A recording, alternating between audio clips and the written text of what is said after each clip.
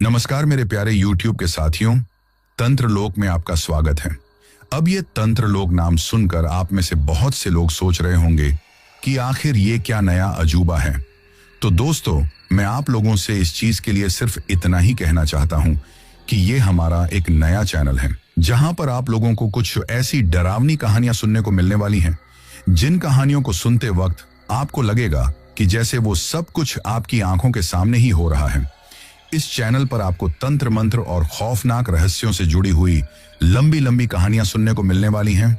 आज की इस कहानी को सुनकर आप लोग जितना ज्यादा हो सके उतना ज्यादा इस चैनल को सब्सक्राइब करने की कोशिश करें, क्योंकि आपके प्यार और सपोर्ट से ही मैं इस चैनल को आगे बढ़ा पाऊंगा। अब मैं आप लोगों का ज्यादा समय खराब ना करते हुए आपको सीधा तंत्र लोक की खौफनाक कहानियों में लेकर चलता हूं, जिनकी शुरुआत हर रोज दिन ढलने के साथ अंधेरा कायम होते ही हो जाती है। नमस्कार दोस्तों, मेरा नाम अरुण है। कहने को तो मैं हिमाचल के पहाड़ों का रहने वाला हूं। कसौनी नाम का एक छोटा सा खूबसूरत गांव है मेरा। पर किस्मत की रोटियां सेंकने के लिए मैं आज देश के इस कोने से उस कोने तक सड़कों को नापता हूं। आप लोगों ने सही समझा, पेशे से मैं एक ट्रक ड्राइवर हूं। आज लगभग 10 साल हो गए मुझे ये भारी भरकम गाड़ियों का स्टीयरिंग घुमाते हुए। इन 10 सालों में मैंने न जाने कितने शहर देखे, कितने तरह के लोगों से मिला और न जाने कितनी ही ऊंच नीच देखी। पर आज जो कहानी मैं आप लोगों को सुनाने जा रहा हूं, वो मेरे जीवन का वो सबसे काला और डरावना पन्ना है, जिसे याद करके आज भी मेरी रूह कांप जाती है। ये बात आज से कोई 5 साल पहले की होगी। उन दिनों में अपने गांव कसौनी में ही था। पिताजी रामलाल जी के साथ खेती बाड़ी में हाथ बंटाता था। हमारा गांव है तो जन्नत का टुकड़ा। चारों तरफ ऊंचे ऊंचे देवदार के पेड़, सेब के बगीचे और ठंडी हवा। पर सच कहूं तो उस जन्नत में गुजारा मुश्किल हो रहा था। खेती से बस 2 वक्त की रोटी ही निकल पाती थी। मेरे मन में हमेशा एक कसक रहती थी कि मैं अपने परिवार के लिए कुछ ज्यादा करूं, उन्हें एक बेहतर जिंदगी दूं। मैं चाहता था कि पिताजी अब आराम करें और घर की सारी जिम्मेदारी मैं उठा लूं। मेरे कई दोस्त गांव छोड़कर शहरों में चले गए थे और जब भी वापस आते तो अच्छी कमाई की बातें करते। उन्हीं की देखा देखी मेरे मन में भी बाहर जाकर पैसा कमाने की इच्छा जोर पकड़ने लगी। एक दिन गांव के बाजार में मेरी मुलाकात ठेकेदार रमेश लाल से हुई। रमेश लाल हमारे इलाके में सड़कों और छोटे मोटे निर्माण का काम देखता था। उसे अपने काम के लिए ड्राइवरों की जरूरत पड़ती रहती थी। उसने मुझे देखा तो कहा, अरुण, कब तक इन खेतों में अपनी जवानी गलाएगा? मेरे साथ काम कर, महीने के अच्छे पैसे मिलेंगे। मैंने पिताजी से बात की। वो पहले तो राजी नहीं हुए। उनका कहना था कि अपनी जमीन, अपना घर छोड़कर परदेश में भटकने की क्या जरूरत है। पर मेरे बार बार समझाने पर और घर की आर्थिक तंगी को देखते हुए वो मान गए। मैंने रमेश लाल के लिए ट्रक चलाना शुरू कर दिया।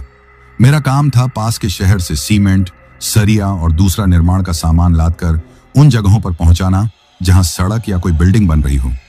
शुरू में सब ठीक था। मैं दिन में जाता और शाम तक घर लौट आता। पैसा भी खेती से कहीं ज्यादा मिल रहा था। घर की हालत धीरे धीरे सुधरने लगी थी, पर मेरे मन का लालच बढ़ता जा रहा था। मैं और ज्यादा पैसा कमाना चाहता था। एक दिन रमेश लाल मेरे पास आया और बोला, अरुण, एक बड़ा काम आया है। जंगल के उस पार एक नया सरकारी गेस्ट हाउस बन रहा है। वहां बहुत सारा सामान पहुंचाना है। रास्ता थोड़ा कच्चा और जंगली है। रात में सफर करना पड़ सकता है, पर पैसा भी मोटा मिलेगा। बोल, करेगा? जंगल का नाम सुनकर मैं एक पल के लिए हिचकिचाया। हमारे गांव के बड़े बुजुर्ग उस जंगल के बारे में कई कहानियां सुनाते थे। कहते थे कि वो जंगल पाक नहीं है, वहां अजीब अजीब सी ताकतें हैं। खासकर रात के वक्त उस जंगल से गुजरना खतरे से खाली नहीं। पर फिर मैंने सोचा कि यह सब पुरानी बातें हैं। आज के जमाने में इन पर कौन यकीन करता है? और फिर पैसों का लालच मुझ पर हावी हो गया। मैंने हाँ कर दी। अगले ही दिन मैंने अपना ट्रक उठाया और शहर की तरफ चल पड़ा। वहां से मैंने ट्रक में सीमेंट की बोरियां लदवाई और जंगल वाले रास्ते की ओर बढ़ चला। दिन का समय था, सूरज सिर पर चमक रहा था। जंगल का रास्ता वाकई बहुत खराब था। सड़क नाम की कोई चीज नहीं थी, बस एक पगडंडी थी जिसे चौड़ा करके रास्ता बना दिया गया था। ट्रक हिचकोले खाता हुआ धीरे धीरे आगे बढ़ रहा था। दोनों तरफ घना जंगल था। पेड़ों की वजह से सूरज की रोशनी भी जमीन तक ठीक से नहीं पहुंच पा रही थी। जैसे जैसे मैं जंगल में अंदर जाता गया, एक अजीब सी खामोशी पसरती गई। चिड़ियों की चहचहाहट भी बंद हो गई थी। बस मेरे ट्रक के इंजन की घरघराहट उस खामोशी को तोड़ रही थी। मुझे थोड़ा अजीब तो लगा, पर मैंने अपने मन को समझाया कि घना जंगल है, इसलिए ऐसा लग रहा है। शाम होते होते मैं गेस्ट हाउस वाली जगह पर पहुंच गया। वहां मजदूरों ने फटाफट ट्रक खाली किया। अब तक अंधेरा घिरने लगा था। मुझे रात वहीं गुजारनी थी और सुबह दूसरी खेप के लिए वापस शहर जाना था। ठेकेदार ने मेरे रुकने का इंतजाम वहीं एक छोटे से तंबू में कर दिया था। रात में जब मैं लेटा तो मुझे नींद नहीं आ रही थी। जंगल से तरह तरह की डरावनी आवाजें आ रही थीं। कभी किसी जानवर के घुर्राने की आवाज तो कभी किसी परिंदे की अजीब सी चीख। मैंने अपने जीवन में ऐसी आवाजें पहले कभी नहीं सुनी थी। डर के मारे मैंने अपने कानों पर हाथ रख लिए और हनुमान चालीसा का पाठ करने लगा। पता नहीं कब मेरी आंख लग गई। अगले कुछ हफ्तों तक मेरा यही काम चलता रहा। मैं दिन में शहर से सामान लाता और जंगल में पहुंचाता। धीरे धीरे मेरा डर भी कम होने लगा था। वो आवाजें अब मुझे रोज की लगने लगी थी। मैं सोचने लगा था कि गांव के लोग भी खामखा ही डरते हैं। ये उस आखिरी दिन की बात है। मुझे सामान की आखिरी खेप पहुंचानी थी। उस दिन शहर से निकलते निकलते ही मुझे काफी देर हो गई। जब मैंने जंगल के रास्ते पर अपना ट्रक मोड़ा तो शाम होने को थी। मैं जानता था कि पहुंचते पहुंचते रात हो जाएगी। मैंने ट्रक की रफ्तार थोड़ी बढ़ा दी। जब मैं गेस्ट हाउस पहुंचा तो रात के 10 बज चुके थे। मजदूर मेरा ही इंतजार कर रहे थे। उन्होंने जल्दी जल्दी ट्रक खाली किया और अपने अपने तंबुओं में चले गए। अब वहां मेरे और रात के सन्नाटे के सिवा कोई नहीं था। मुझे सुबह जल्दी निकलना था, इसलिए मैंने सोचा कि थोड़ा आराम कर लूं। पर उस रात मुझे तंबू में बिल्कुल भी अच्छा नहीं लग रहा था। एक अजीब सी बेचैनी हो रही थी। मेरा मन कर रहा था कि मैं अभी के अभी यहां से निकल जाऊं। मैंने सोचा चलता हूं, धीरे धीरे ट्रक चलाऊंगा, सुबह तक गांव के पास पहुंच जाऊंगा। यह सोचकर मैं अपने ट्रक के केबिन में आकर बैठ गया। मैंने ट्रक स्टार्ट किया और वापस उसी कच्चे रास्ते पर चल पड़ा। रात बहुत काली थी। चांद भी बादलों में छिपा हुआ था। ट्रक की हेडलाइट की रोशनी जहां तक जाती बस वहीं तक का रास्ता दिखता। बाकी चारों तरफ घना डरावना अंधेरा था। मैं अकेला था और उस सन्नाटे में मुझे अब डर लगने लगा था। मैं मन ही मन गाने गुनगुनाते हुए ट्रक चला रहा था ताकि मेरा ध्यान बंटा रहे। लगभग 1-1.5 घंटा ट्रक चलाने के बाद मुझे जोरों की नींद आने लगी। दिन भर की थकान और रात के जागरण का असर अब दिखने लगा था। मेरी आंखें बंद हुई जा रही थीं। मुझे लगा कि अगर मैं इसी हालत में ट्रक चलाऊंगा तो कोई हादसा हो सकता है। मैंने सड़क के किनारे एक खुली सी जगह देखकर ट्रक रोक दिया। मैंने सोचा कि केबिन में ही 1-2 घंटे की झपकी ले लेता हूं। थोड़ी ताजगी आ जाएगी तो फिर आगे बढ़ूंगा। मैंने ट्रक का इंजन बंद कर दिया। इंजन के बंद होते ही वो भयानक खामोशी फिर से लौट आई। मैंने खिड़कियों के शीशे थोड़े चढ़ा लिए और सिर रखकर आंखें बंद कर लीं। पता नहीं कितनी देर हुई होगी, शायद घंटा भर या उससे भी ज्यादा। अचानक किसी के सिसक सिसक कर रोने की आवाज से मेरी नींद खुल गई। मैंने हड़बड़ाकर सिर उठाया और इधर उधर देखा। बाहर घना अंधेरा था। कुछ भी साफ दिखाई नहीं दे रहा था। मुझे लगा शायद मेरा वहम होगा, जंगल है, कोई जानवर की आवाज होगी। मैं दोबारा सोने की कोशिश करने लगा, लेकिन वो रोने की आवाज फिर से आई, इस बार और ज्यादा साफ। कोई औरत थी जो फूट फूट कर रो रही थी। आवाज ट्रक के बिल्कुल पास से आ रही थी। मेरा दिल जोर जोर से धड़कने लगा। कौन हो सकता है इतनी रात को इस घने जंगल में? मेरे दिमाग में गांव वालों की सारी कहानियां एक एक करके घूमने लगी। मैंने हिम्मत करके अपनी खिड़की का शीशा थोड़ा नीचे किया और बाहर झांका। जो मैंने देखा उस पर मुझे यकीन ही नहीं हुआ। ट्रक से थोड़ी दूर एक पेड़ के नीचे एक लड़की बैठी रो रही थी। उम्र यही कोई 20-22 साल की होगी। चांद अब बादलों से बाहर निकल आया था और उसकी मध्यम रोशनी में उसका चेहरा दिखाई दे रहा था। वो बहुत ही ज्यादा खूबसूरत थी। दूध की तरह गोरा रंग, लंबी काली जुल्फें और बड़ी बड़ी आंखें जिनसे लगातार आंसू बह रहे थे। उसने एक साधारण सा सलवार कमीज पहन रखा था जो एक तरफ से थोड़ा फटा हुआ था। उसे इस तरह सुनसान जंगल में अकेले रोते देखकर मेरा डर थोड़ा कम हुआ और उसकी जगह हैरानी और दया ने ले ली।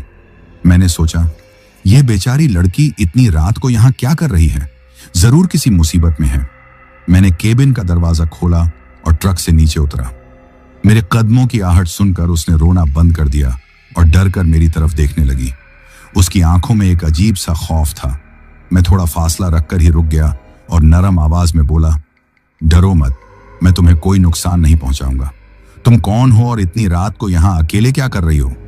पहले तो वो कुछ नहीं बोली, बस सहमी हुई नजरों से मुझे देखती रही। फिर मैंने दोबारा पूछा तो वो हिचकते हुए बोली, मेरा नाम सुखिया है। सुखिया, मैंने कहा, पर तुम यहां इस जंगल में क्या कर रही हो? तुम्हारा घर कहां है? मेरे सवाल पूछते ही वो फिर से रोने लगी। सिसकियों के बीच उसने जो कहानी सुनाई उसे सुनकर मेरा दिल पसीज गया। उसने बताया कि वो पास के ही एक गांव की रहने वाली है। उसकी मां बचपन में ही गुजर गई थी और उसके पिता ने दूसरी शादी कर ली थी। उसकी सौतेली मां उस पर बहुत जुल्म करती थी।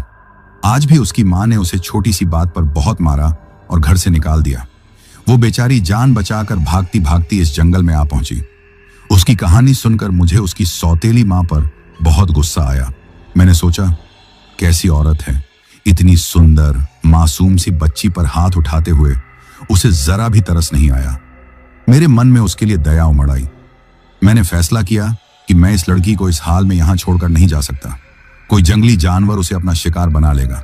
मैंने उससे कहा, देखो सुखिया, अब रोना बंद करो, तुम मेरे साथ चलो।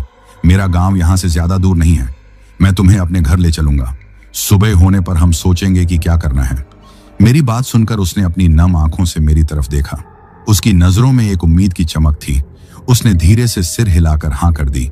मैंने उसे उठने में मदद की और अपने ट्रक के केबिन में बैठने को कहा। वो चुपचाप जाकर मेरे बगल वाली सीट पर बैठ गई। मैंने वापस आकर स्टीयरिंग संभाला और ट्रक आगे बढ़ा दिया।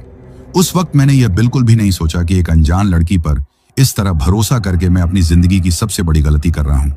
मुझे क्या पता था कि जिसे मैं एक मासूम और बेबस लड़की समझकर अपने साथ ले जा रहा हूं, वो असल में कोई और ही है। वो एक ऐसा भयानक सच थी जिसके बारे में मैंने सिर्फ कहानियों में सुना था। वो मेरे लिए मौत का वो जाल थी जिसमें मैं खुद अपनी मर्जी से चलकर जा फंसा था। उस रात उस सुनसान जंगल में मैंने सिर्फ एक लड़की को नहीं बल्कि अपनी होने वाली मौत को अपने ट्रक में बिठाया था।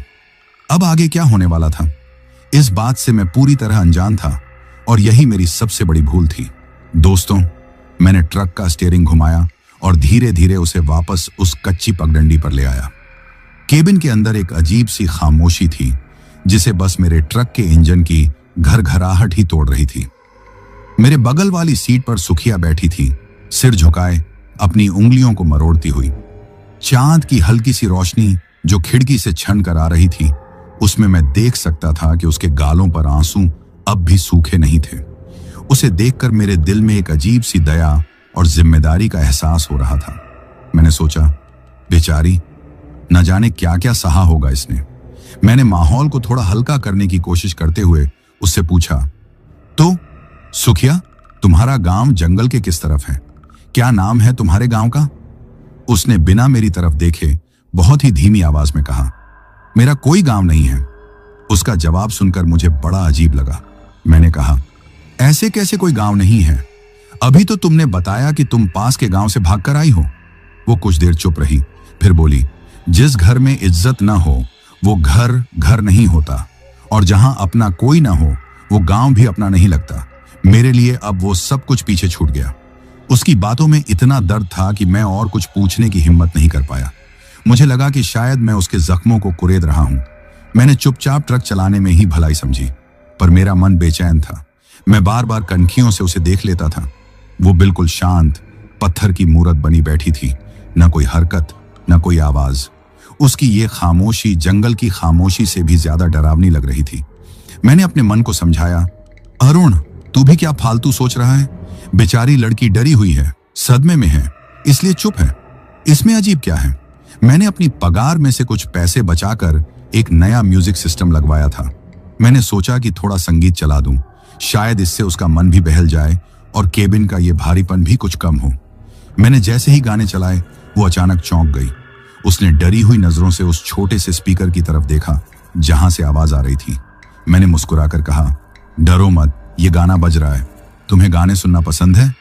उसने कोई जवाब नहीं दिया, बस अपनी बड़ी बड़ी आंखों से मुझे घूरने लगी। उसकी आंखों में एक अजीब सी गहराई थी, ऐसी गहराई कि कोई भी उनमें डूब जाए।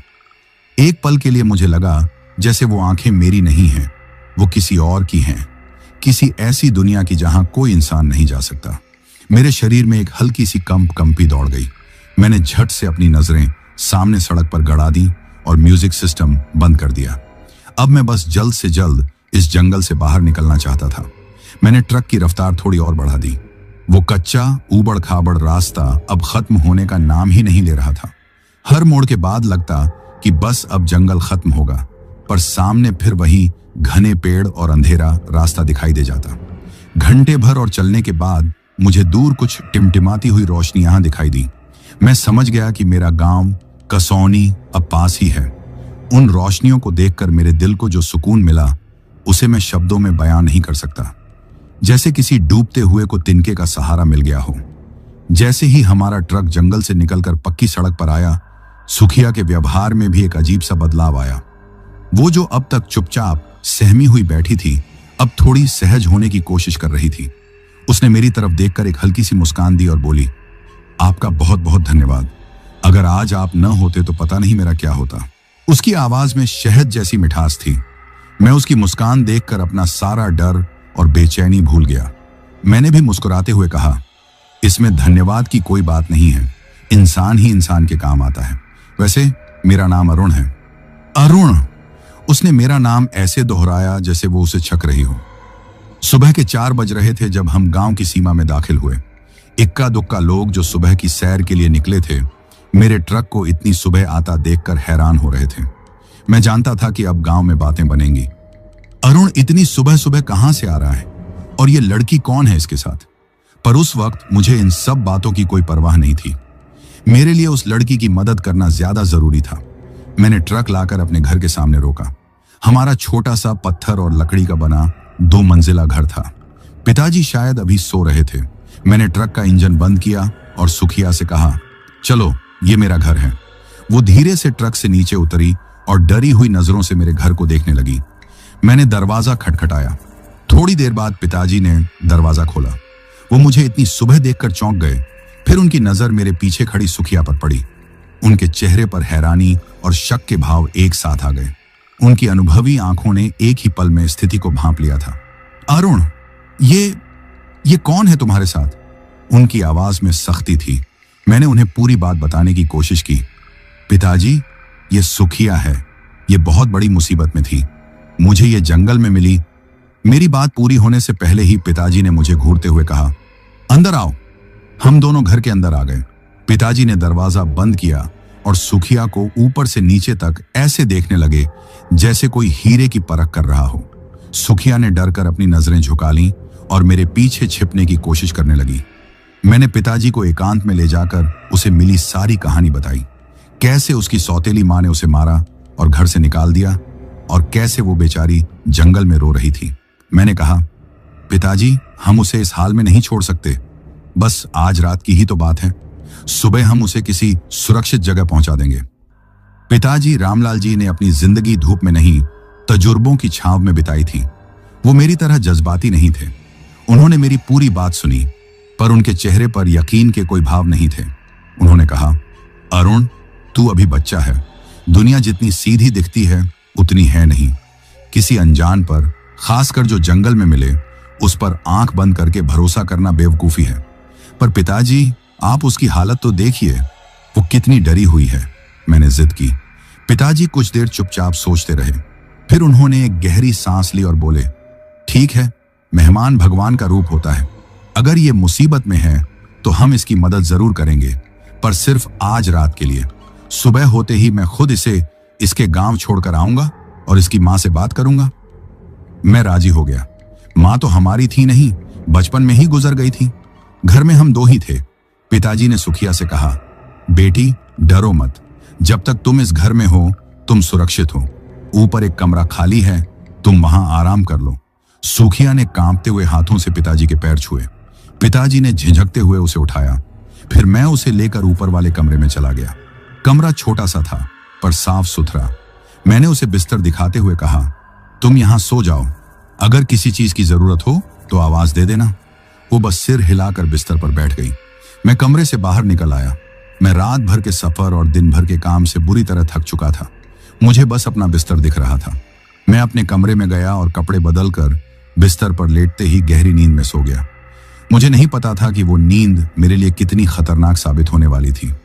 रात का दूसरा पहर था। सारा गांव और हमारा घर गहरी नींद में डूबा हुआ था।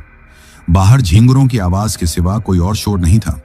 मेरे कमरे का दरवाजा बहुत धीरे से, बिना कोई आवाज के खुला। अंधेरे में एक परछाई मेरे कमरे के अंदर दाखिल हुई। वो परछाई धीरे धीरे मेरे बिस्तर की तरफ बढ़ी। वो सुखिया थी, पर इस वक्त उसके चेहरे पर वो मासूमियत और डर नहीं था जो मैंने जंगल में देखा था। चांद की रोशनी जो खिड़की से आ रही थी, उसमें उसका चेहरा एक अजीब सी चमक से दमक रहा था। उसकी आंखें अंधेरे में किसी जंगली बिल्ली की तरह चमक रही थीं। उसके होंठों पर एक बहुत ही अजीब, क्रूर मुस्कान थी। वो मेरे बिस्तर के पास आकर खड़ी हो गई और कुछ देर तक मुझे सोते हुए देखती रही। मैं गहरी नींद में था, दुनिया जहान से बेखबर। उसने धीरे धीरे अपना चेहरा मेरे चेहरे के पास झुकाया। उसकी ठंडी सांसें जब मेरे गालों पर पड़ी तो मैं नींद में हल्का सा सिहर उठा, पर मेरी आंख नहीं खुली। फिर उसने जो किया वो किसी भी इंसान की कल्पना से परे था। उसने बहुत धीरे से अपना मुंह मेरी गर्दन के पास लगाया। एक पल के लिए वो रुकी, जैसे किसी मनपसंद भोजन को चखने से पहले उसकी खुशबू ले रही हो, और फिर उसने अपने दांत मेरी गर्दन की नस में हल्के से गड़ा दिए। मुझे नींद में ऐसा लगा जैसे किसी नुकीले कांटे ने मुझे चुभ दिया हो। एक हल्की सी दर्द की लहर मेरे पूरे शरीर में दौड़ गई। मैं नींद में ही करवट बदलने लगा, पर तब तक वो अपना काम कर चुकी थी। उसने मेरी गर्दन से अपना मुंह हटा लिया था। उसके होंठों के किनारे मेरे खून की एक पतली सी लकीर चमक रही थी।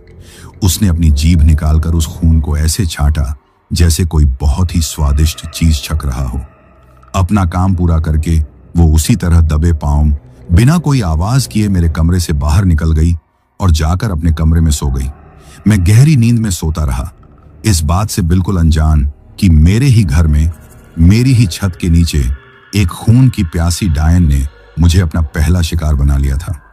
मैं इस बात से अनजान था कि मेरे शरीर की ताकत और मेरी जिंदगी का हर कतरा अब धीरे धीरे मुझसे छिनने वाला था। मेरी उल्टी गिनती उसी रात से शुरू हो चुकी थी। दोस्तों, अगली सुबह जब मेरी आंख खुली तो मेरा सिर बुरी तरह से भारी हो रहा था। ऐसा लग रहा था जैसे मैंने रात भर सोकर नहीं, बल्कि सिर पर कोई बोझ लेकर पहाड़ चढ़ने का काम किया हो। मेरे शरीर के हर जोड़ में एक अजीब सा दर्द था और बहुत ज्यादा कमजोरी महसूस हो रही थी। बिस्तर से उठने की कोशिश की, पर चक्कर खाकर वापस बिस्तर पर ही गिर पड़ा। मैंने सोचा शायद कल की थकान का असर है। रात भर ट्रक चलाया, फिर ये सब हंगामा हुआ। मैंने अपनी गर्दन पर हाथ फेरा तो एक जगह हल्की सी चुभन महसूस हुई। मैंने उठकर शीशे में देखने की कोशिश की। गर्दन पर एक छोटा सा, बहुत ही बारीक सा लाल निशान था, जैसे किसी मच्छर ने काटा हो। मैंने उस पर ज्यादा ध्यान नहीं दिया और वापस आकर बिस्तर पर बैठ गया। थोड़ी देर में पिताजी मेरे कमरे में आए। उनके चेहरे पर चिंता की लकीरें साफ थीं। क्या हुआ अरुण, अभी तक लेटा हुआ है? तबीयत तो ठीक है? पता नहीं पिताजी, मैंने कहा, बस थोड़ी कमजोरी लग रही है। रात भर सोया नहीं, शायद इसीलिए। पिताजी ने मेरे माथे पर हाथ रखकर देखा। बुखार तो नहीं है, चल उठकर हाथ मुंह धो ले, मैं तेरे लिए चाय बनाता हूं। मैं धीरे धीरे उठा और बाहर निकला। मैंने देखा कि घर का आंगन बिल्कुल साफ था, जैसे किसी ने सुबह सुबह ही झाड़ू पोंछा कर दिया हो। रसोई से बर्तनों की खनक सुनाई दे रही थी। मैं हैरान था कि पिताजी आज इतनी जल्दी सारे काम कैसे निपटा रहे हैं। मैं रसोई की तरफ बढ़ा तो जो नजारा मैंने देखा उस पर मुझे यकीन ही नहीं हुआ। सुखिया वहां रसोई में काम कर रही थी। उसने मेरे पिताजी के कपड़े पहने हुए थे, जो उस पर काफी ढीले थे, पर उसने उन्हें करीने से संभाल रखा था। उसने सिर पर पल्लू रखा हुआ था और वो बड़ी ही फुर्ती से चाय बना रही थी और साथ साथ रात के बर्तन भी साफ कर रही थी। मुझे देखकर वो मुस्कुराई और बोली, आप उठ गए, आइए, मैंने आपके लिए चाय बना दी है। मैं तो बस उसे देखता ही रह गया। कल रात वाली डरी सहमी लड़की और आज सुबह की इस चुस्त संस्कारी लड़की में जमीन आसमान का फर्क था। पिताजी भी वहीं एक कोने में खड़े उसे देख रहे थे, पर उनके चेहरे पर मेरी तरह हैरानी नहीं, बल्कि एक गहरा शक था। हम तीनों आंगन में बैठकर चाय पीने लगे। सुखिया हमारे लिए पकौड़े भी बनाकर ले आई थी। वो पिताजी से बड़ी ही मीठी आवाज में बात कर रही थी। काका, आप चिंता ना करें, मैं आप लोगों पर बोझ नहीं बनूंगी। बस आज का दिन रहूंगी, कल कहीं और चली जाऊंगी। पिताजी ने अपनी गंभीर आवाज में कहा, बेटी, तुम्हें कहीं और जाने की जरूरत नहीं है। मैंने कहा था ना, मैं सुबह तुम्हें तुम्हारे गांव छोड़ आऊंगा। अपनी माँ से बात करूंगा। हर माँ बाप का गुस्सा थोड़ी देर का होता है। यह सुनते ही सुखिया का चेहरा उतर गया। उसकी आंखों में फिर से आंसू भरने लगे। वो सिसकते हुए बोली, नहीं काका, मुझे वहां वापस नहीं जाना। वो मुझे मार डालेगी। मेरा इस दुनिया में कोई नहीं है। वो इस तरह से रोने लगी कि किसी भी पत्थर दिल इंसान का दिल पसीज जाए। मेरा दिल तो पहले से ही पसीजा हुआ था। मैंने पिताजी से कहा, पिताजी आप क्यों जिद कर रहे हैं? अगर वो नहीं जाना चाहती तो रहने दीजिए ना, जब तक उसका मन करेगा यहां रहेगी। हमारे घर में क्या कमी है? पिताजी ने मुझे गुस्से से घूरा। अरुण तू चुप रह, तू नहीं समझता इन बातों को। फिर वो सुखिया की तरफ मुड़े और बोले, ठीक है, अगर तुम नहीं जाना चाहती तो मत जाओ, पर तुम्हें अपने बारे में सब कुछ सच सच बताना होगा। सुखिया ने आंसू पोंछते हुए हामी भर दी। उस दिन वो घर के कामों में ऐसे जुट गई जैसे वो सालों से इसी घर की सदस्य हो। उसकी फुर्ती और काम करने का तरीका देखकर कोई कह ही नहीं सकता था कि वो सिर्फ एक दिन पहले इस घर में आई है। पर मेरी तबीयत लगातार बिगड़ती जा रही थी।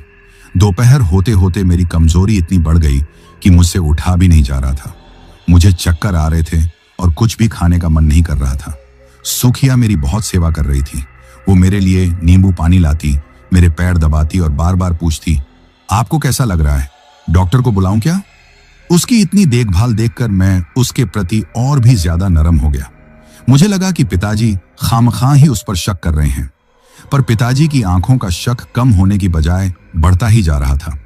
मैं बिस्तर पर लेटे लेटे देखता कि वो सुखिया को अजीब नजरों से घूरते रहते। जब भी सुखिया मेरे कमरे में होती वो दरवाजे पर आकर खड़े हो जाते। वो उससे बात तो करते, पर उनकी आवाज में एक रूखापन होता। 2 दिन बीत गए, मेरी हालत में कोई सुधार नहीं हुआ। मैं बस बिस्तर पर पड़ा रहता, कमजोर और बेजान। गांव का वैद्य भी आकर देख गया, पर उसे भी मेरी बीमारी समझ नहीं आई। उसने कहा कि यह कोई अंदरूनी कमजोरी है और कुछ दवाइयां दे गया, पर उनसे कोई फायदा नहीं हुआ। तीसरे दिन पिताजी मुझसे बोले, अरुण मैं बाजार तक जाकर आता हूं, घर का कुछ सामान खत्म हो गया है। ठीक है पिताजी, मैंने कमजोर आवाज में कहा। पिताजी के जाने के बाद सुखिया मेरे पास आकर बैठ गई। वो मेरा हाथ सहलाते हुए बोली, आप चिंता मत कीजिए, आप जल्दी ठीक हो जाएंगे। मैं भगवान से आपके लिए रोज प्रार्थना करती हूँ। उसकी बातें मुझे दिलासा दे रही थी, पर मेरे अंदर एक अजीब सी बेचैनी थी जो खत्म होने का नाम नहीं ले रही थी। उधर पिताजी जब गांव के बाजार में पहुंचे तो उनका मन भारी था। वो मेरे लिए बहुत चिंतित थे। वो सीधे बनवारी लाला की पंसारी की दुकान पर पहुंचे। बनवारी लाला की दुकान सिर्फ दुकान नहीं, गांव की चौपाल थी। वहां गांव के 4-5 लोग हमेशा बैठे रहते और देश दुनिया की बातें करते। जब पिताजी वहां पहुंचे तो वहां पहले से ही 2-3 लोग बैठे थे और किसी गंभीर विषय पर चर्चा कर रहे थे। एक बूढ़े चाचा जिनका नाम हरि सिंह था, बाकी लोगों को कुछ बता रहे थे। उनकी आवाज में डर था। मैं सच कह रहा हूं, हरि सिंह चाचा बोल रहे थे। मैंने अपनी आंखों से देखा है। जंगल की तरफ से एक साया आता है, रात के अंधेरे में चमकता है। दूसरा आदमी जो शायद कोई शिकारी था बोला, अरे चाचा कोई जानवर होगा। नहीं, हरि सिंह ने जोर देकर कहा, वो जानवर नहीं है, वो त्रिकाया है। वो लौट आई है। त्रिकाया का नाम सुनते ही वहां बैठे सभी लोगों के चेहरे पर खौफ पसर गया। पिताजी जो अब तक चुपचाप खड़े थे, उनके भी कान खड़े हो गए। उन्होंने बचपन में अपनी दादी से त्रिकाया की कहानियां सुनी थी। एक भयानक रूप बदलने वाली डायन जो इंसानों का, खासकर नौजवान लड़कों का खून पीती थी। वो पहले अपने हुस्न के जाल में शिकार को फंसाती है और फिर धीरे धीरे उसकी जिंदगी चूस लेती है, जब तक कि वो बस हड्डियों का ढांचा न रह जाए। पिताजी हिम्मत करके आगे बढ़े और पूछा, क्या बात कर रहे हो हरि सिंह? ये त्रिकाया कौन है? हरि सिंह ने पिताजी को देखा और बोला, रामलाल तुम नहीं जानते, ये वो बला है जो हर 20-25 साल में इस जंगल में लौटती है। वो एक डायन है जो किसी भी इंसान का रूप ले सकती है। वो पहले तो अपने शिकार को अपनी खूबसूरती से मोह लेती है और फिर रात में उसका खून पीकर अपनी ताकत बढ़ाती है। उसका शिकार धीरे धीरे कमजोर होकर मर जाता है और किसी को पता भी नहीं चलता कि उसकी मौत बीमारी से हुई है या किसी और वजह से। पिताजी का दिल जोर से धड़कने लगा। हरि सिंह की बताई हुई हर एक बात उनके दिमाग में हथौड़े की तरह लग रही थी। एक खूबसूरत लड़की, जंगल में मिलना, नौजवान लड़का और उसकी अचानक होने वाली बीमारी, सारी कड़ियां एक एक करके जुड़ रही थीं। उनके दिमाग में सुखिया का भोला मासूम चेहरा घूम गया, पर अब उस चेहरे के पीछे उन्हें एक भयानक डायन की परछाई नजर आ रही थी। बनवारी लाला बोला, हाँ रामलाल, हरि सिंह ठीक कह रहा है। मेरे दादाजी बताते थे कि आज से 50 साल पहले भी वो आई थी। गांव के 3 नौजवान लड़के एक ही महीने के अंदर एक एक करके मर गए थे। सब कहते थे कि कोई महामारी फैली है, पर बाद में पता चला कि ये सब उसी त्रिकाया का किया धरा है। पिताजी का चेहरा डर के मारे सफेद पड़ गया था। उनके हाथ पैर कांप रहे थे। उन्हें समझ में आ गया था कि जिसे वो अपने घर में मेहमान बनाकर रखे हुए हैं, वो कोई बेबस लड़की नहीं, बल्कि उनके बेटे की मौत बनकर आई है। वो कोई सुखिया नहीं, वो त्रिकाया है। वो बिना कोई सामान लिए, बिना किसी से कुछ और कहे, दुकान से भागे। वो भागते हुए अपने घर की तरफ जा रहे थे। उनका बस चलता तो वो पंख लगाकर उड़ते हुए अपने घर पहुंच जाते और उस डायन को अपने घर से बाहर निकाल फेंकते। पर वो ये भी जानते थे कि ये इतना आसान नहीं है। वो एक मामूली इंसान थे और उनका सामना एक शक्तिशाली, खून की प्यासी डायन से था। जब वो हांफते कांपते घर पहुंचे तो उन्होंने देखा कि मैं आंगन में एक चारपाई पर लेटा हुआ हूं और सुखिया मेरे बगल में बैठकर मेरे बालों में धीरे धीरे हाथ फेर रही है। वो मुझसे कह रही थी, आप सो जाइए, आराम करने से आपको अच्छा लगेगा। पिताजी दरवाजे पर ही जड़ होकर खड़े हो गए। उस एक पल में उन्हें सुखिया के रूप में अपनी आंखों के सामने साक्षात मौत दिखाई दे रही थी, जो बड़े ही प्यार से अपने शिकार को सुला रही थी ताकि वो रात में आकर आसानी से अपना भोजन कर सके। पिताजी के मुंह से एक शब्द भी नहीं निकला। वो बस अपनी कांपती नजरों से उस दृश्य को देखते रहे और मन ही मन उस शक्ति को याद करने लगे जो इस भयानक बला से उनके बेटे को बचा सकती थी। दोस्तों, उस शाम हमारे घर में एक अजीब सा अनकहा खौफ पसरा हुआ था। मैं तो अपनी चारपाई पर कमजोरी में डूबा हुआ था, पर मुझे महसूस हो रहा था कि कुछ बहुत गलत है। पिताजी जब से बाजार से लौटे थे, तब से वो एक शब्द भी नहीं बोले थे। उनका चेहरा पत्थर की तरह सख्त था, पर उनकी आंखों में मैंने ऐसी दहशत पहले कभी नहीं देखी थी। वो बार बार मुझे देखते, फिर उनकी नजर मेरे पास बैठी सुखिया पर जाती और उनकी आंखों में खौफ के साथ साथ एक गहरी नफरत भी दिखाई देती। सुखिया शायद इस तनाव को महसूस नहीं कर पा रही थी, या शायद वो महसूस करके भी अनजान बनने का नाटक कर रही थी। वो हमेशा की तरह मेरे लिए खाना लेकर आई। उसने एक कटोरी में खिचड़ी निकाली और चम्मच से मेरी तरफ बढ़ाते हुए बोली, अरुण जी, थोड़ा सा खा लीजिए, बिना खाए कमजोरी कैसे दूर होगी। उसकी आवाज सुनकर पिताजी, जो अब तक चुपचाप बैठे थे, अचानक से उठ खड़े हुए। वो लगभग चिल्लाते हुए बोले, रहने दे, मेरे बेटे को कुछ खिलाने की जरूरत नहीं है तुझे। मैं हूं उसका बाप, मैं देख लूंगा उसे। उनकी आवाज में इतना गुस्सा और कड़वाहट थी कि मैं और सुखिया दोनों ही चौंक गए। सुखिया के हाथ से चम्मच लगभग गिर ही गया था। उसकी आंखों में हैरानी और डर के भाव थे। वो मासूमियत से बोली, काका, मुझसे कोई गलती हो गई क्या? पिताजी ने कोई जवाब नहीं दिया, बस उसे घूरते रहे। फिर वो कमरे से बाहर आंगन में चले गए। उस रात पिताजी ने भी खाना नहीं खाया। वो बस आंगन में एक चारपाई पर बैठे रहे, अंधेरे में। मुझे उनकी चिंता हो रही थी। मैंने सुखिया से कहा, तुम जाकर सो जाओ, मैं पिताजी को देखता हूं। सुखिया चुपचाप अपने कमरे में चली गई। मैं हिम्मत करके उठा और लड़खड़ाते हुए कदमों से पिताजी के पास पहुंचा। पिताजी, क्या बात है? आप इतने परेशान क्यों हैं? और आपने सुखिया पर इस तरह से गुस्सा क्यों किया?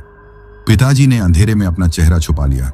उनकी आवाज कांप रही थी, अरुण, तू नहीं समझेगा, तू बस उस लड़की से दूर रह। इतना कहकर वो चुप हो गए। उस रात वो वहीं आंगन में बैठे रहे। मुझे बाद में पता चला कि वो सोए नहीं थे, वो जागकर मेरे कमरे पर पहरा दे रहे थे। वो उस डायन को दोबारा मुंह तक पहुंचने का कोई मौका नहीं देना चाहते थे। अगली सुबह जब मैं उठा तो पिताजी घर पर नहीं थे। सुखिया ने मुझे बताया कि वो सुबह सुबह ही कहीं चले गए हैं। कह रहे थे कि किसी जरूरी काम से जा रहे हैं। मेरे मन में अब एक अजीब सा डर बैठ गया था। पिताजी का ऐसा व्यवहार, मेरी ये समझ न आने वाली बीमारी और सुखिया की मौजूदगी, सब कुछ बहुत अजीब था। उधर पिताजी उस वक्त गांव की पगडंडियों पर तेज कदमों से चले जा रहे थे। वो गांव की सीमा पर बनी एक पुरानी कुटिया की तरफ जा रहे थे। वो कुटिया शंभू काका की थी। शंभू काका हमारे गांव के सबसे बुजुर्ग इंसान थे।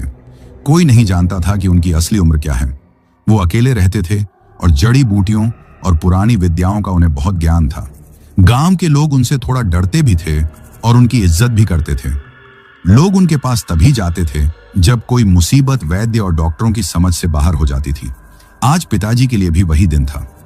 जब पिताजी शंभू काका की कुटिया पर पहुंचे तो काका बाहर धूप में बैठे माला जप रहे थे। उनकी लंबी सफेद दाढ़ी और बालों में एक अजीब सा तेज था। उन्होंने आंखें खोले बिना ही कहा, आओ रामलाल, मैं जानता था तुम आओगे। पिताजी हैरान रह गए। काका, आपको कैसे पता? शंभू काका ने अपनी आंखें खोली। उनकी आंखों में गहरी शांति थी, पर वो किसी के भी मन के अंदर तक झांकने की ताकत रखती थी। जब जंगल अपनी खामोशी तोड़ दे और गांव में नौजवानों की सांसें भारी होने लगें, तो समझना चाहिए कि कोई पुराना शैतान जाग गया है। बोलो, क्या बात है? पिताजी उनके पैरों में बैठ गए और उन्होंने रोते रोते अपनी सारी कहानी कह सुनाई। कैसे मैं जंगल से एक अनजान लड़की को घर ले आया, कैसे मेरी तबीयत अचानक बिगड़ने लगी और कैसे उन्होंने बाजार में त्रिकाया की कहानी सुनी। शंभू काका ने पूरी बात बहुत ध्यान से सुनी। उनके चेहरे पर कोई हैरानी नहीं थी। सब कुछ सुन लेने के बाद उन्होंने एक गहरी सांस ली और बोले, रामलाल, तुमने बहुत देर कर दी। जिसे तुम अपनी बहू बनाने के सपने देख रहे थे, वो तुम्हारे बेटे की चिता सजाने आई है। वो कोई आम लड़की नहीं, वो त्रिकाया ही है। वो एक पिशाचिनी है जो अपनी उम्र बढ़ाने के लिए इंसानी खून पीती है, और उसका सबसे पसंदीदा शिकार होते हैं तुम्हारे अरुण जैसे भोले भाले नौजवान। यह सुनकर पिताजी के पैरों तले जमीन खिसक गई। उन्होंने काका के हाथ जोड़ लिए। काका, अब आप ही कोई रास्ता दिखाइए। मेरे अरुण को बचा लीजिए। मेरा तो इस दुनिया में उसके सिवा कोई है भी नहीं। शंभू काका कुछ देर आंखें बंद करके कुछ सोचते रहे। फिर वो अपनी कुटिया के अंदर गए और एक कपड़े की छोटी सी पोटली लेकर बाहर आए। उन्होंने वो पोटली पिताजी के हाथ में देते हुए कहा, इसमें रक्त शोधनी बूटी है। इस बूटी में एक खासियत है, ये किसी भी शैतानी ताकत की मौजूदगी को बर्दाश्त नहीं कर सकती। आज रात जब वो डायन सो जाए तो इस बूटी को घर में किसी ऐसी जगह पर रख देना जहां किसी की नजर न पड़े। पिताजी ने कांपते हाथों से वो पोटली पकड़ ली। फिर क्या होगा काका, अगर तुम्हारे घर में सच में कोई डायन है? शंभू काका ने अपनी भेदती हुई नजरों से पिताजी को देखते हुए कहा, तो इस बूटी की गंध उसे रात भर बेचैन रखेगी और सुबह तक इस बूटी का रंग बदलकर खून की तरह लाल हो जाएगा। अगर ऐसा हुआ तो समझ लेना कि तुम्हारा शक यकीन में बदल गया है, और अगर बूटी का रंग नहीं बदला तो समझना कि तुम्हारा बेटा बस बीमार है और लड़की निर्दोष। शंभू काका ने पिताजी को चेतावनी दी, पर एक बात का ध्यान रखना रामलाल, ये काम बहुत सावधानी से करना होगा। अगर उसे जरा भी शक हो गया कि तुम उस पर शक कर रहे हो, तो वो तुम्हारे बेटे को एक रात में ही खत्म कर देगी। उसके सामने बिल्कुल सामान्य व्यवहार करना। पिताजी ने शंभू काका को वचन दिया कि वो पूरी सावधानी बरतेंगे। वो उस छोटी सी पोटली को अपनी जेब में छुपाकर घर की तरफ लौट पड़े। अब उनके दिल में डर के साथ साथ उम्मीद की एक छोटी सी किरण भी थी। उन्हें एक रास्ता मिल गया था, एक तरीका जिससे वो सच का पता लगा सकते थे। जब पिताजी घर पहुंचे तो दोपहर हो चुकी थी। उन्होंने अपने चेहरे पर जबरदस्ती की शांति ओढ़ रखी थी। उन्होंने सुखिया से ऐसे बात की जैसे कुछ हुआ ही ना हो, पर मैं, जो उन्हें सालों से जानता था, समझ रहा था कि वो अंदर से कितने बेचैन हैं। सारा दिन बस किसी तरह कटा। पिताजी मौके की तलाश में थे कि कब उन्हें एकांत मिले और वो उस जड़ी बूटी को घर में कहीं छुपा सकें, पर सुखिया हर वक्त घर में ही मौजूद रहती। वो या तो मेरे पास बैठी होती या रसोई में कुछ काम कर रही होती। रात हुई, हम सबने खाना खाया। पिताजी ने मुझे जबरदस्ती 2 निवाले खिलाए।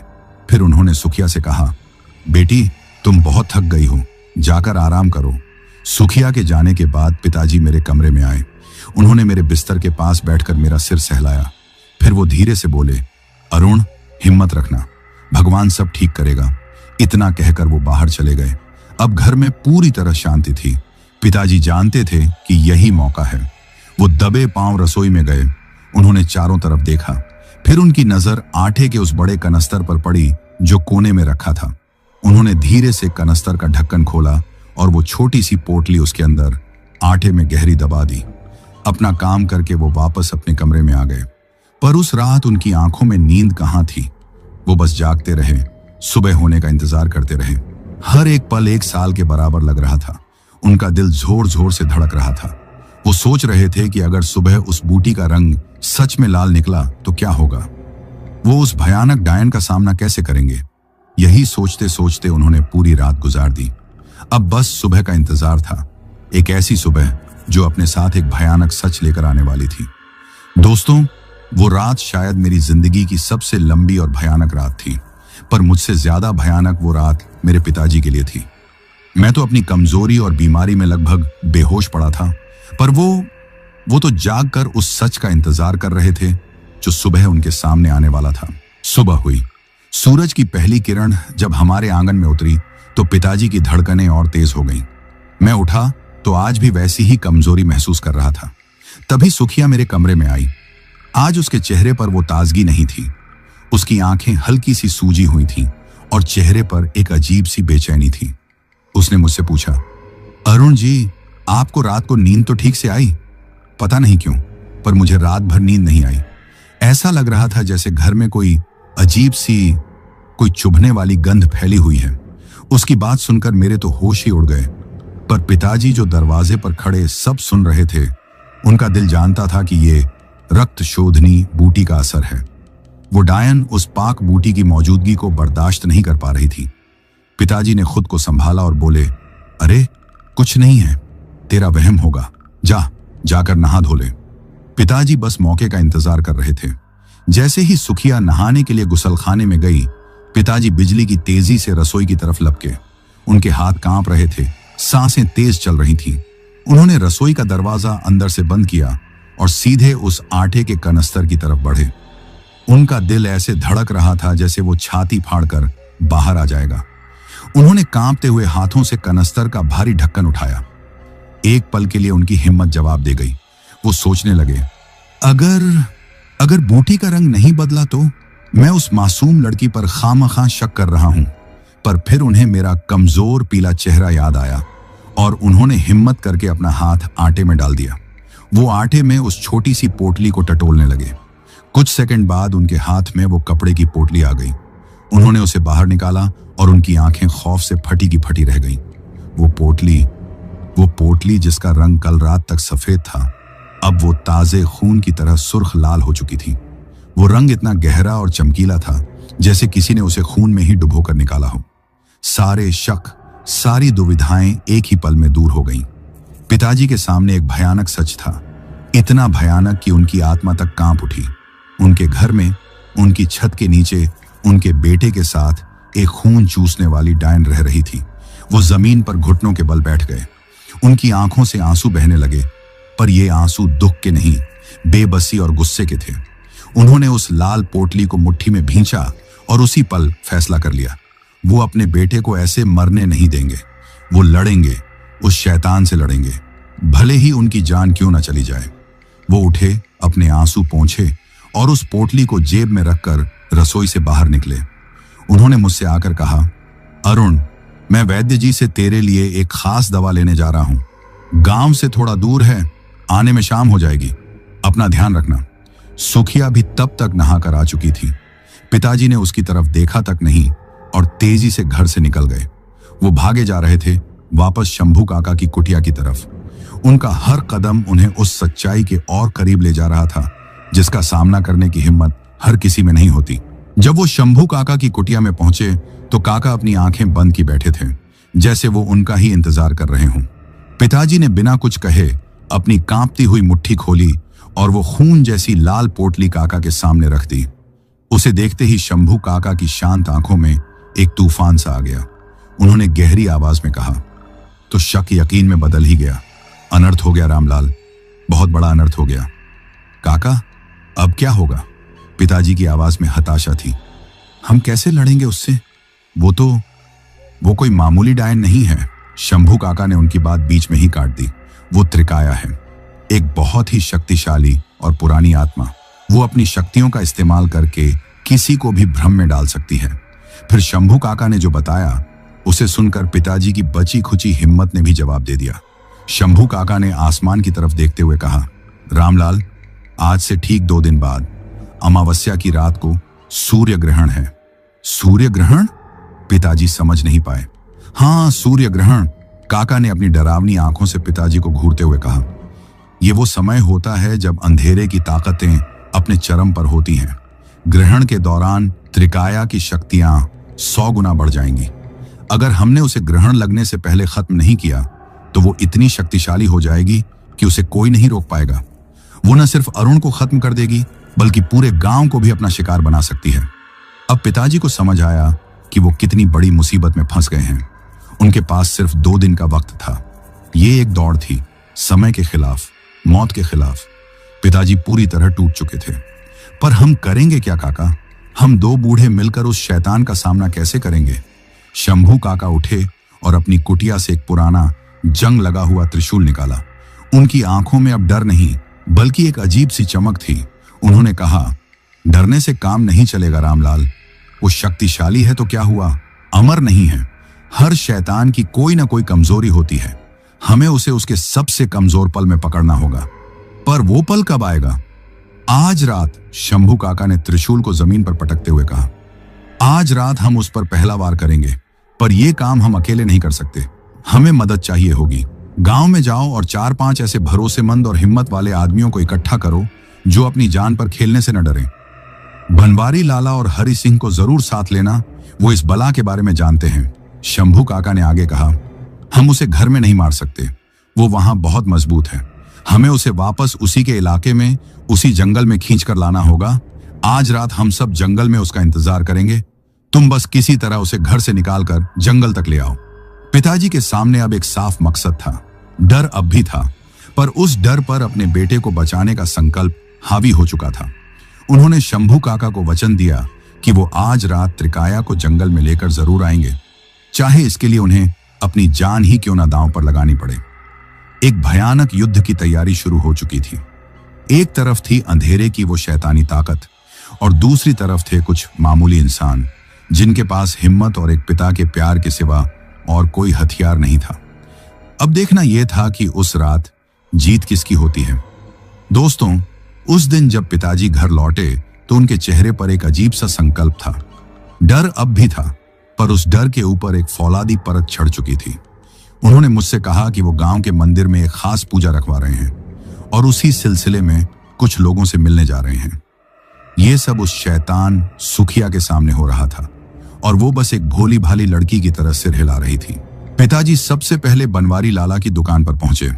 उन्होंने लाला और वहीं बैठे हरि सिंह चाचा को किनारे ले जाकर शंभू काका की सारी बात बताई। पहले तो उन दोनों के चेहरे डर के मारे सफेद पड़ गए। नहीं रामलाल, ये हमसे नहीं होगा, बनवारी लाला ने कांपते हुए कहा। वो कोई मामूली औरत नहीं, वो डायन है। हम उसके सामने कैसे टिकेंगे? तभी पिताजी ने हरि सिंह चाचा के हाथ पकड़ लिए। चाचा, आप तो जानते हैं उस बला के बारे में। अगर आज हम डर कर बैठ गए तो कल वो मेरे अरुण को खा जाएगी और परसों आपके बच्चों और पोतों का नंबर आएगा। क्या आप ये होने देंगे? पिताजी की आंखों में बेबसी और हिम्मत का जो संगम था, उसे देखकर उन लोगों का दिल पसीज गया। हरि सिंह चाचा ने एक लंबी सांस ली और बोले, रामलाल ठीक कह रहा है। अगर आज चुप बैठे तो ये आग हर घर तक पहुंचेगी। हम लड़ेंगे। उनके यहां कहते ही बनवारी लाला और गांव के 2 और हिम्मत वाले नौजवान जो ये बातें सुन रहे थे, वो भी तैयार हो गए। अब योजना का दूसरा और सबसे मुश्किल हिस्सा शुरू होना था। उस डायन को घर से निकालकर जंगल तक लाना। शाम ढल चुकी थी। घर में अंधेरा होने लगा था। पिताजी मेरे पास आकर बैठे। उनकी आंखें मेरे पीले पड़ चुके चेहरे को देख रही थीं। फिर उन्होंने सुखिया को आवाज दी। सुखिया आई तो पिताजी ने बड़ी ही दर्द भरी आवाज में कहा, बेटी, अरुण की हालत बिगड़ती जा रही है। वैद्य की दवा काम नहीं कर रही। बस अब एक ही रास्ता बचा है। कैसा रास्ता काका? सुखिया ने बड़ी हमदर्दी जताते हुए पूछा। हमारे गांव के पुराने लोग कहते हैं कि इस जंगल में चांदनी रात में एक खास बूटी खिलती है जिसे संजीवनी कहते हैं। कहते हैं कि वो मरे हुए इंसान में भी जान डाल सकती है, पर उसे आधी रात को ही तोड़ा जा सकता है। पिताजी ने एक झूठी कहानी घड़ी। सुखिया की आंखों में एक चमक सी आई। शायद वो सोच रही थी कि उसका शिकार इतनी जल्दी मरना नहीं चाहिए। उसने पूछा, तो आप जाते क्यों नहीं काका? मैं बूढ़ा आदमी हूं बेटी, पिताजी ने लाचारी दिखाते हुए कहा। मुझसे अकेले उस घने जंगल में नहीं जाया जाएगा। अरुण की ये हालत है। काश कोई हिम्मत वाला साथ होता तो मैं अपने बेटे के लिए ये कोशिश जरूर करता। उन्होंने ये कहते हुए सुखिया की तरफ ऐसी नजरों से देखा जैसे वो उससे मदद मांग रहे हों। सुखिया कुछ देर सोचती रही। वो शायद खतरे को भांप रही थी, पर साथ ही उसे अपनी शक्तियों पर घमंड भी था। उसने सोचा होगा कि यह बूढ़ा आदमी उसका क्या बिगाड़ लेगा। आखिर में वो बोली, आप चिंता मत कीजिए काका, मैं चलूंगी आपके साथ। हम दोनों मिलकर अरुण जी के लिए वो बूटी जरूर लेकर आएंगे। पिताजी का कलेजा मुंह को आ गया, पर उन्होंने चेहरे पर राहत के भाव लाते हुए कहा, तेरा बहुत एहसान होगा बेटी। आधी रात को जब सारा गांव सो रहा था, मेरे पिताजी उस डायन के साथ जंगल की तरफ चल पड़े। उनके हाथ में एक लालटेन थी और दिल में खौफ का समंदर। हर कदम पर उन्हें लगता कि वो अपनी मौत की तरफ बढ़ रहे हैं। सुखिया चुपचाप उनके साथ चल रही थी। अंधेरे में उसकी आंखें अजीब तरह से चमक रही थीं। वो उसे लेकर जंगल में और गहरे उतरते गए। एक पहले से तय की हुई जगह पर, जो एक खुला मैदान सा था, पिताजी रुक गए। उन्होंने हांफते हुए कहा, बस बेटी, यहीं कहीं खिलती है वो बूटी। सुखिया इधर उधर बूटी खोजने का नाटक करने लगी। तभी अचानक चारों तरफ से मशालें जल उठी। शंभू काका अपने हाथ में त्रिशूल लिए, हरि सिंह चाचा, बनवारी लाला और बाकी के 2 नौजवान हाथ में भाले और कुल्हाड़ियां लिए झाड़ियों से बाहर निकल आए। उन्होंने चारों तरफ से सुखिया को घेर लिया था। सुखिया ने जैसे ही उन सबको देखा, वो समझ गई कि उसे फंसाया गया है। एक पल में उसके चेहरे से वो मासूमियत का नकाब उतर गया। उसका खूबसूरत चेहरा गुस्से और नफरत से बिगड़ने लगा। तो ये थी तुम्हारी चाल, बुढ़े? वो पिताजी की तरफ देखकर एक ऐसी भयानक आवाज में गुर्राई जो किसी इंसान की नहीं हो सकती थी। तुम सब मिलकर मुझे मारोगे, तुम कीड़े मकोड़े? और फिर हम सब ने वो देखा जो हमने सिर्फ कहानियों में सुना था। उसका शरीर खींचने लगा, उसकी हड्डियां चटकने की आवाजें आने लगी, उसकी खूबसूरत त्वचा गलकर गिरने लगी और उसके नीचे से एक काला झुर्रियों वाला भयानक शरीर बाहर आने लगा। उसकी आंखें बड़ी होकर जलते हुए अंगारों की तरह लाल हो गईं। उसके मुंह से नुकीले दांत बाहर निकल आए और उसकी जीभ किसी सांप की तरह लपलपाने लगी। वो अब सुखिया नहीं, साक्षात त्रिकाया डायन थी। अपने सबसे घिनौने और असली रूप में उसने एक गगनभेदी चीख मारी और उन सब पर हमला कर दिया। हमला करो, शंभू काका चिल्लाए। उन्होंने अपनी पोटली से कोई भस्म निकालकर उस पर फेंकी। भस्म लगते ही त्रिकाया ऐसे चिल्लाई जैसे किसी ने उस पर तेज झाप डाल दिया हो, पर वो रुकी नहीं। उसने हवा में उछलकर बनवारी लाला पर हमला किया। बनवारी ने अपनी कुल्हाड़ी से वार किया, पर डायन ने उसे एक ही झटके में दूर फेंक दिया। वो बहुत तेज और ताकतवर थी। वो एक एक करके सब पर भारी पड़ रही थी। तभी शंभू काका ने अपना त्रिशूल उठाया और मंत्र पढ़ते हुए उसकी तरफ फेंका। त्रिशूल सीधा जाकर उसके कंधे में धंस गया। वो दर्द से चीखी, पर इस बार उसकी चीख एक जानवर की गुर्राहट में बदल गई। उसका शरीर फिर से बदलने लगा। वो सिकुड़कर 4 पैरों पर आ गई। उसका आकार बढ़ने लगा और देखते ही देखते वो एक विशाल काले भेड़िए में बदल गई। उसकी आंखें अब भी लाल अंगारों की तरह जल रही थीं और उसके मुंह से झाग निकल रहा था। उस भेड़िए ने शंभू काका पर छलांग लगाई। काका किसी तरह रास्ते से हटे। भेड़िया अब और भी ज्यादा खतरनाक हो गया था। वो अपनी फुर्ती से सबके हमलों से बच रहा था और अपने नुकीले पंजों और दांतों से उन पर पलटवार कर रहा था। हरि सिंह चाचा के हाथ पर उसने ऐसा पंजा मारा कि मांस उधड़ गया। सब लोग डर गए थे, पर शंभू काका चिल्लाए, डरो मत, ये इसका भ्रम है, हिम्मत से लड़ो। उन्होंने एक और जड़ी बूटी निकालकर जलती हुई मशाल पर डाली। उससे एक अजीब सी महक वाला धुआं निकला। धुएं के लगते ही भेड़िया छटपटाने लगा। उसे कुछ दिखाई नहीं दे रहा था। मौके का फायदा उठाकर गांव के दोनों नौजवानों ने अपने भालों से उस पर एक साथ वार किया। दोनों भाले उसकी पीठ में गहरे धंस गए। भेड़िया एक दर्दनाक चीख के साथ जमीन पर गिरा, पर वो अभी हारी नहीं थी। उसका घायल शरीर एक बार फिर बदलने लगा। उसकी खाल पंखों में बदलने लगी। उसका मुंह एक नुकीली चोंच का आकार लेने लगा। कुछ ही पलों में वो एक विशालकाय गिद्ध में बदल चुका था, जिसके पंख इतने बड़े थे कि उसने पूरे मैदान को अपनी छाया में ढक लिया। उसने जोर से अपने पंख फड़फड़ाए। ऐसी तेज हवा चली कि मशालें बुझने लगीं। फिर वो आसमान में ऊंचा उड़ा और एक भयानक चीख के साथ उसने नीचे झपट्टा मारा। उसका निशाना थे मेरे पिताजी, जो एक पेड़ के पीछे छिपे हुए थे। रामलाल, हटो, शंभू काका चिल्लाए, पर बहुत देर हो चुकी थी। उस विशाल गिद्ध ने अपने पंजों में मेरे पिताजी को जकड़ लिया और उन्हें लेकर वापस आसमान में उड़ गया। पिताजी हवा में लटके चीख रहे थे। नीचे शंभू काका और बाकी सब लोग बेबसी से ऊपर देख रहे थे। उस गिद्ध ने एक विजयी चीख मारी और मेरे पिताजी को लेकर अंधेरे जंगल में गायब हो गया। दोस्तों, नीचे जमीन पर खड़े शंभू काका और बाकी के लोग बस बेबसी से आसमान में उस अंधेरी परछाई को गायब होते देखते रहे। मेरे पिताजी की दर्दनाक चीखें अब भी जंगल में गूंज रही थीं। एक पल के लिए तो सबके पांव तले से जमीन खिसक गई। उनका सबसे बड़ा सहारा, उनका नेता ही अब उस डायन के कब्जे में था। अब क्या होगा? बनवारी लाला ने हाँफते हुए कहा।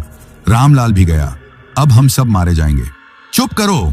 शंभू काका की आवाज उस खामोशी में दहाड़ की तरह गूंजी।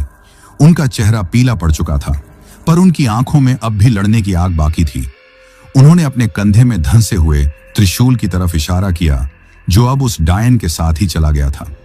वो त्रिशूल साधारण नहीं है, उस पर मैंने मंत्रों का अभेद्य कवच चढ़ाया है। जब तक वो उसके शरीर में है, वो हमें रास्ता दिखाता रहेगा। हमें रामलाल को बचाना है और उस शैतान को खत्म भी करना है, और ये सब हमें सूर्य ग्रहण लगने से पहले करना होगा। चलो। शंभू काका ने अपनी आंखें बंद की और कुछ मंत्र बुदबुदाए। फिर उन्होंने अपनी आंखें खोली और जंगल के सबसे घने और अंधेरे हिस्से की तरफ इशारा किया।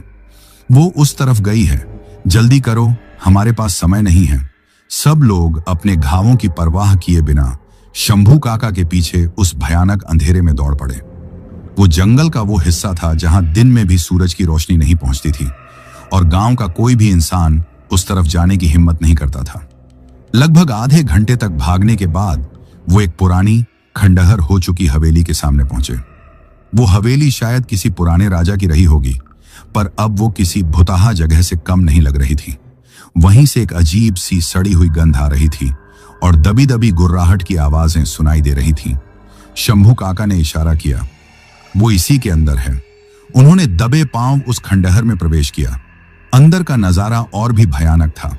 दीवारों पर काई जमी हुई थी और चमगादड़ों ने हर कोने में अपना डेरा बना रखा था। वो एक बड़े से हॉल में पहुंचे।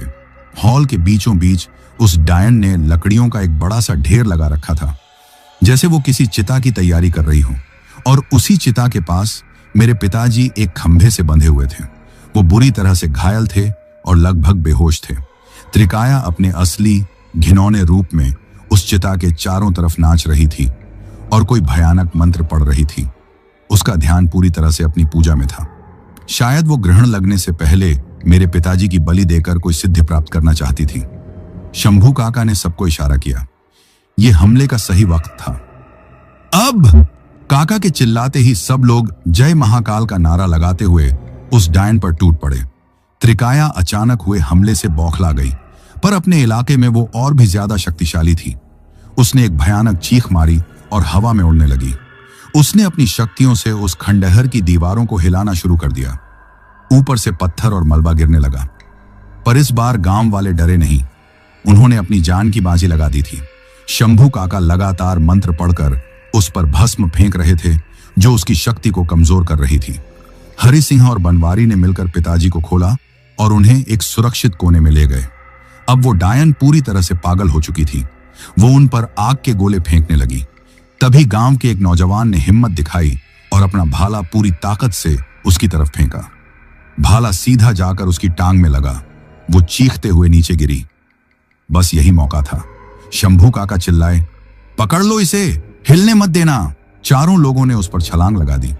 वो अपनी पूरी ताकत से छूटने की कोशिश कर रही थी, पर शंभू काका ने एक रस्सी, जिस पर शायद उन्होंने पहले से ही मंत्र पढ़े थे, उस पर फेंक दी। रस्सी किसी सांप की तरह खुद ब खुद उसके शरीर से लिपट गई। अब वो हिल नहीं पा रही थी, बस जमीन पर पड़ी छटपटा रही थी। इसे उठाओ और उस लकड़ी के ढेर पर डाल दो, काका ने आदेश दिया। सबने मिलकर उस भारी भरकम घिनौने शरीर को उठाया और उस चिता पर फेंक दिया। अब आग लगा दो, बनवारी लाला ने अपनी मशाल आगे बढ़ाई। तभी सबने देखा कि आसमान में अंधेरा गहराने लगा है। चांद धीरे धीरे सूरज के आगे आ रहा था। ग्रहण शुरू हो चुका था। जल्दी करो, पिताजी भी होश में आकर चिल्लाए। बनवारी ने जैसे ही मशाल उस लकड़ी के ढेर पर फेंकी, सूखी लकड़ियां तुरंत भभक उठी। आग की लपटों ने जैसे ही त्रिकाया के शरीर को छुआ, वो ऐसी भयानक और दर्दनाक तरीके से चीखी कि उस खंडहर की दीवारें तक कांप उठी। मैं तुम सबको नहीं छोड़ूंगी, मैं वापस आऊंगी। वो आग की लपटों में जलते हुए चिल्ला रही थी। उसकी त्वचा पिघल रही थी और उसका शरीर काला पड़ता जा रहा था। सब लोग उस भयानक दृश्य को देख रहे थे। आसमान में सूरज लगभग पूरी तरह ढक चुका था। बस एक आखिरी किरण बची थी, और जैसे ही वो आखिरी किरण भी ढकी, उस डायन की चीख हमेशा के लिए खामोश हो गई। उसका शरीर जलकर राख के एक छोटे से ढेर में बदल गया। जैसे ही वो मरी, उस जंगल की हवा बदल गई। वो भारीपन, वो सड़ांध, वो खौफ, सब एक पल में गायब हो गया। ग्रहण भी अब खत्म होने लगा था और सूरज वापस निकल रहा था। उधर गांव में, अपने घर में, मैं जो कई दिनों से लगभग बेसुध पड़ा था, अचानक एक झटके से उठा। मेरे शरीर से जैसे कोई भारी बोझ उतर गया हो। मेरी आंखों के आगे छाया अंधेरा छूट गया। मैं कमजोर था, पर मेरा दिमाग बिल्कुल साफ था। मुझे समझ नहीं आ रहा था कि मेरे साथ क्या हुआ है। कुछ घंटों बाद जब पिताजी, शंभू काका और बाकी लोग घायल अवस्था में पर जीत की चमक लिए घर लौटे, तब मुझे पूरी कहानी पता चली। पिताजी ने रोते हुए मुझे अपने गले से लगा लिया और मुझे एक एक बात बताई, कैसे मैं मौत के मुंह में चला गया था और कैसे मेरे पिताजी और उन गांव वालों ने अपनी जान पर खेलकर मुझे एक नई जिंदगी दी थी। दोस्तों, उस दिन मुझे जो सबक मिला वो मैं जिंदगी भर नहीं भूल सकता। मुझे समझ आया कि अधिक पैसा कमाने का लालच इंसान को अंधा बना देता है, इतना अंधा कि वो सही और गलत का फर्क भूल जाता है। मैंने एक अनजान पर भरोसा करके अपनी जान दांव पर लगा दी थी। उस दिन के बाद मैंने ठेकेदार की वो नौकरी छोड़ दी और वापस अपने पिताजी के साथ खेती में लग गया। कम कमाता हूं पर सुकून से अपने परिवार के साथ रहता हूं। आज भी जब मैं किसी सुनसान रास्ते से गुजरता हूं तो सुखिया का वो खूबसूरत चेहरा और त्रिकाया का वो भयानक रूप मेरी आंखों के सामने आ जाता है और मैं भगवान का शुक्रिया अदा करता हूं कि उन्होंने मुझे उस भयानक जाल से जिंदा बाहर निकाला। ये कहानी मैं इसलिए सुना रहा हूं ताकि आप सब भी ये सबक सीख सकें कि हर चमकने वाली चीज सोना नहीं होती और किसी भी अजनबी पर आंख बंद करके भरोसा करना अपनी मौत को दावत देने जैसा है। तो दोस्तों, ये कहानी यही खत्म हुई और अगर आप लोग भी चाहते हैं कि आपका नाम वीडियो में लिया जाए तो अपना नाम और अपने शहर का नाम वीडियो में कमेंट करें। अगर आपको यह कहानी पसंद आई हो तो वीडियो को लाइक और चैनल को सब्सक्राइब करें ताकि और भी डरावनी कहानियां में आप तक पहुंच सकें। कहानी को अंत तक सुनने के लिए दिल से धन्यवाद दोस्तों। आज के लिए बस इतना ही, मिलते हैं जल्द ही कुछ नई कहानियों के साथ। तब तक के लिए अपना ध्यान रखिए।